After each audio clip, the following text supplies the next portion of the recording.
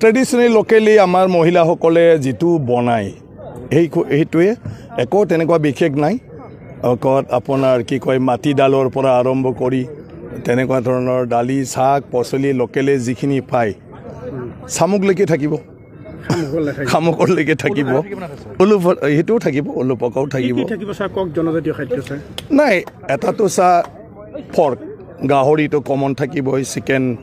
থাকিবই মাছ থাকিবই মাছৰ লগত যিবিলাক লোকেলি চব্জি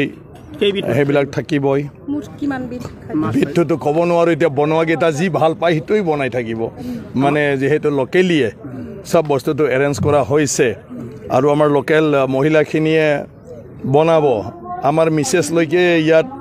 আহিছে দুই এটা কিবা যদি স্পেচিয়েল কৰিব লাগে তেওঁলোকেও কৰিব গতিকে মুঠতে যিখিনি খাদ্য ইয়াৰ অঞ্চলৰ মানুহে খায় এই গোটেইবিলাক প্ৰায় থাকিব অলপ অলপ যোনে যি খায় অলপ অলপ টেষ্টৰ কাৰণে আৰু বাকীটো আৰু VIP বিলাকেতো নাখায় নহয় লাষ্ট ছাৰ আপোনাক এটা কথা সুধোঁ আপুনি আপোনাৰ সমষ্টিত আজি বহু কোটি টকা আপোনাৰ ইয়াতে পালে এনেকুৱা ক্ষেত্ৰত আপুনি কি ধৰণে প্ৰতিক্ৰিয়া ব্যক্ত কৰিব নাই মই ধন্যবাদ জনাইছোঁ আমাৰ মুখ্যমন্ত্ৰী ডক্টৰ হিমন্ত বিশ্ব শৰ্মা ডাঙৰীয়াক যে তেখেতৰ দিনটোত তেখেতে মই বিধানসভাত বিধায়ক হিচাপে নিৰ্বাচিত হোৱাৰ পিছত মই যিখিনি তেখেতৰ সমষ্টিৰ সমস্যাবিলাক তেখেতক অৱগত কৰিছিলোঁ আৰু সেইবোৰৰ উদ্যোগ লোৱাৰ কাৰণে তেখেতক অনুৰোধ কৰিছিলোঁ সেইমতে তেখেতে ফ'ল' আপ কৰি আজি পানেৰী সমষ্টিত প্ৰায় 400 কোটি টকাৰ